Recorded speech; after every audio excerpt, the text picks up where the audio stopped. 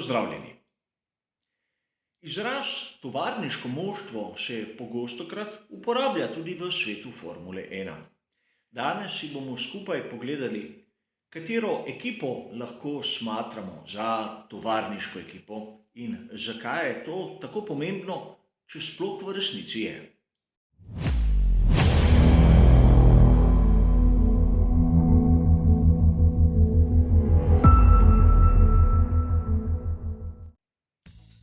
V zadnjem obdobju smo slišali kar precej zgodb, kako je ekipa Formule 1 postala od danes do jutri tovarniško moštvo. In seveda, najprej se moramo spomniti tistega primera, vezanega na ekipo Sauber. Dobili so novega poimenskega pokrovitelja in preimenovali so se v Alfa Romeo Racing. Mnogi avtorji so jih začeli imenovati tovarniško moštvo Alfa Romeo. Po drugi strani v sezoni 2021 bomo zopet priča spremembi imena ekipe. Racing Point se bo preimenoval v Aston Martin. In zopet se je zgodba ponovila. Mnogi so navajali, da gre za tovarniško ekipo Aston Martina. A preden se lotimo tega vprašanja, je prav, da razumemo, zakaj sploh imamo v svetu motošporta izraz tovarniško moštvo. Kolikor pogledamo angleško literaturo, bomo dobili 3 sinonime, 3 izraze, kateri pomenijo več ali manj isto. Govorimo o factory team, factory baked team, oziroma tisto najbolj splošno in najbolj pogosto v žargonu avtomobilizma, works team. Sedaj se pojavlja mnogim izmed vas verjetno vprašanje, od kod izvira potreba po takem imenovanju določene ekipe. Najprej moramo razumeti nekaj, da konstruktorje predvsem v preteklosti prodajajo svoje izdelke večjim ekipam. Možno je bilo tudi, da je sam imel svojo ekipo in ta ekipa je bila neposredno podprta strani konstruktorja. Torej, ekipa s podporo konstruktorja bi lahko rekli, da je tista tovarniška ekipa. Drugi so bili pa zasebniki. In predvsem v 50., 60., 70. letih smo v Formuli 1 imeli ogromno takih primerov. En izmed najbolj zanimivih primerov je tisti vezan na ekipo Lotus. Ines Arland je dosegel prvo zmago za to znano ekipo na veliki nagradi Združenih držav Amerike leta 1961. Težava je v tem, da je Sir Stirling Moss dosegel prvo zmago za znamko Lotus kot konstruktor na veliki nagradi Monaka leta 1960. In ekipa ni bila Team Lotus, temveč Team Walker, zasebni. Seveda, na Lotus je vezano še marsikatero drugo zanimivo vprašanje, a o tem se bomo pogovorili malce kasneje. Razumeli smo lahko, da tovarniška ekipa je tista, ki ima neko podporo. Sedaj se pojavlja naslednje vprašanje, ali je možno imeti status tovarniške ekipe tudi pri dobavitelju motorjev oziroma pogonskih sklopov. Namreč v 80. in 90. letih prejšnjega stoletja smo imeli kar nekaj primerov, ko se je določena ekipa Formule 1 izjemno vezala k določenemu dobavitelju motorjev. In tu bi naštel 3 primere, naprimer Brabham pa BMW, McLaren pa Honda in na koncu Williams in Renault. Seveda, lahko bi rekli, da gre za neko izjemno tesno navezavo, kajti tista ekipa verjetno ni plačevala za material, katerega je dobila od dobavitelja, ter je nekako dirigirala razvoj določenega motorja oziroma, kot bi ga danes imenovali, pogonskega sklopa. Razumeti moramo, da po eni strani mora biti tovarniško moštvo neodvisno od vsega ostalega. Torej, v trenutku, ko se dobavitelj pogonskih sklopov oziroma motorjev odloči, da ne bo več sodeloval v Formuli 1, tista ekipa nima več nobene besede. Lep primer je na primer Honda, katera se je od danes do jutri odločila, da leta 1992 ne bo več proizvajala motorjev za Formulo 1. In pri McLarenu, ali so imeli nek naziv tovarniškega moštva ali ne, niso mogli storiti nič. In danes smo priča podobni situaciji.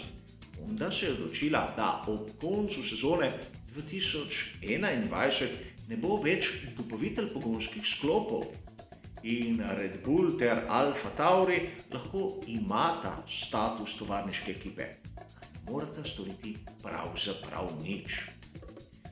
Če pogledamo neko definicijo tovarniške ekipe, bomo v današnjem svetu Formule 1 najbližje prišli tisti definiciji totalnega konstruktorja, to se pravi ekipi, kateri izdeluje šasijo ter pogonski sklop. In da bomo poenostavili zadevo, govorim o Ferrariju, Mercedesu ter Renaultu. Seveda je vsakomur jasno, da ukoliko koncern želi nadaljevati svojo zgodbo v svetovnem prvenstvu Formule 1, je ekipa neodvisna od kogarkoli drugega. Seveda tudi k temu vprašanju se bomo vrnili v nadaljevanju. Ne trdim, da Red Bull ni tovarniška ekipa Honde, samo sam jo ne smatram kot tako, zaradi prej navedenih dejstev. Mislim, da lahko vsi sprejmemo to, da Ferrari, Renault pa Mercedes imajo tovarniške ekipe. Sedaj se pojavlja zanimivo vprašanje, kaj pa Alfa Romeo Racing? Je to tovarniška ekipa?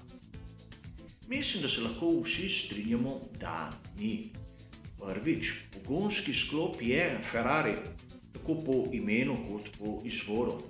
Drugič, ekipa je v Švici, imenuje se še zmeraj Sauber. Alfa Romeo Racing je samo ime, katerega je pripeljal pokrovitelj, seveda Alfa Romeo, takratni FCA, današnji Stellantis. Zaradi tega bi težko rekli, da gre za tovarniško ekipo, katera je čisto nekaj drugega od tiste, ki smo jo videli na začetku svetovnega prvenstva Formule 1 v 50-ih in seveda konec 70-ih in začetek 80-ih let prejšnjega stoletja. Sedaj bomo si malce pogledali, kaj bi lahko rekli o novi, v navednicah, ekipi Aston Martin. Imamo na eni strani proizvodnjo avtomobilov, na drugi strani imamo ekipo Formule 1. In v mnogih virih ste lahko prebirali, da bo Aston Martin tovarniška ekipa. Po drugi strani, bodimo objektivni, je kdo izmed vas pomislil, da McLaren bi lahko imel isto naziv tovarniške ekipe? Tudi oni kupujejo pogonske sklope od Mercedesa, proizvajajo superšportne avtomobile in v resnici izdelajo samostojno bistveno več delov svojega bolida, kot ga bodo pri Aston Martinu.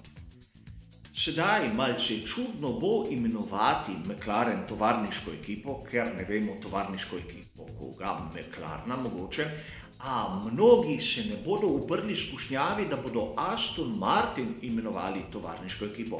Čeprav smo videli, da tega naziva si verjetno ne zasluži. In na začetku, kar se tiče imena, sem vam omenil, da ekipo Lotus bom še omenil. In verjetno se marsikdo spomni, da smo imeli v Formuli 1 dva Lotusa in to v tem tisočletju. In ne govorim o dveh ločenih ekipah v dveh različnih časovnih obdobjih, ampak o dveh ločenih ekipah v eni in isti sezoni. Tem moram izpostaviti dejstvo, da je ena ekipa imela podporo tovarne avtomobilov Lotus, druga ekipa je pa kupila licenco Team Lotus, se pravi tiste ekipe, katere je ustanovil Colin Chapman. Katera je bila prava? Po mojem osebnem mnenju od navijača ekipe Lotus ne ena in ne druga. Pač, status tovarniške ekipe je nekaj več od tistega, kar so pokazali eni in drugi. In če je ime, kot smo videli pri primeru Alfa Romeo Racing oziroma Aston Martin, tako pomembno, kaj bi lahko rekli pri Renaultu? V sezoni 2021 se bo njihova ekipa preimenovala v Alpine. Bo sedaj ta ekipa izgubila status tovarniške ekipe, ker se ne bo klicala več Renault? Kaj se je pa v bistvu spremenilo? Po mojem osebnem mnenju nič. In če smo že tako natančni pri ekipi Aston Martin, bi vas rad spomnil, da v svoji dolgi zgodovini spreminjanja imen smo jo poznali tudi pod imenom Spyker. Spyker je tudi proizvajalec športnih avtomobilov. Mislim, da nihče izmed nas niti mislil, da bi takratno ekipo imenoval za tovarniško ekipo Spyker. Torej, dostikrat boste tudi mene slišali uporabiti izraz tovarniška ekipa Mercedes, naprimer. Za Ferrari dvomim, da bi uporabljal ta pridevnik, a vseeno lahko se zgodi. A vsekakor bodite pozorni, ko boste brali razne članke, kajti imenovati ekipo tovarniška še ne pomeni, da to v resnici je. Čeprav vam lahko nisem dal pravega odgovora, katera ekipa je tovarniška in katera ni, pa upam, da sem odprl dovolj vprašanj, da bomo o tem začeli razmišljati. Hvala za vašo pozornost ter nasvidenje.